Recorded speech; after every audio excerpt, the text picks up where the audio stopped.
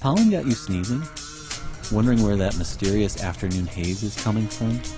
How do you find out what's in the air you're breathing? For thousands of people each day, the answer's clear, even if the air is not. Just a web click away, it's the Smog Blog. The Smog Blog is a daily diary of pollution in the United States. We have students looking at air pollution across the country from NASA and NOAA assets to tell public forecasters what's going on in the country. And the Smog Blog's not just for weather forecasters. Average Joes with hay fever, asthma, heart problems, and those with just a healthy curiosity about what's in the air.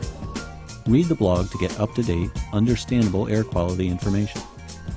The NASA-funded team, led by physicist Ray Hoff, gathers ground information from their home base at the University of Maryland, Baltimore County. First, they get a real-time view of current air quality by using high-tech instruments, like the sun photometer, which measures the thickness of the pollution layer, and a laser shooting instrument called LiDAR. It's similar to radar, but it uses light instead of microwaves, bouncing a laser beam off of airborne particles to gauge the amount and kinds of pollutants. The human respiratory system is designed so that most of the big particles are all taken out in your nose. They come out in the nasal passages.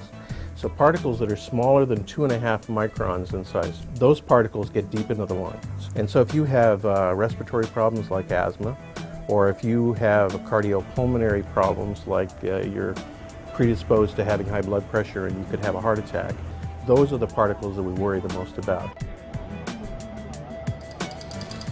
While the ground-based gear gets an accurate picture of what's happening today, it doesn't let the smog bloggers see into the future. For that, they turn to NASA satellites.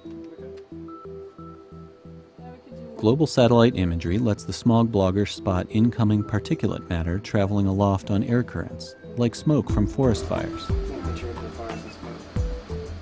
In the West, because of the predominance of forest fires, West in Canada, you'll see a lot of smoke in the West in our blog posts. And the kind of iconic pictures that came out of the California fires that were shown on CNN over and over again, the public really latches on to the fact that satellites can tell them what's going on a day-to-day basis when they see these large events happening.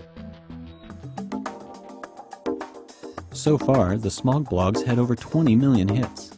Followers can watch pollution travel around the world, from coal-fired plants, desert sandstorms, even volcanic eruptions. And for the students who blog, more even than a lesson in science, it's a chance to connect directly with the people their research helps most. When you can put together a real-world application at the end of it that you know why it's important you're doing this, it's a lot easier for you to go to class and say, okay, I'll put up with having to do those equations because I know why I'm doing it. That's it? All right, that's it. Good job. Awesome, great.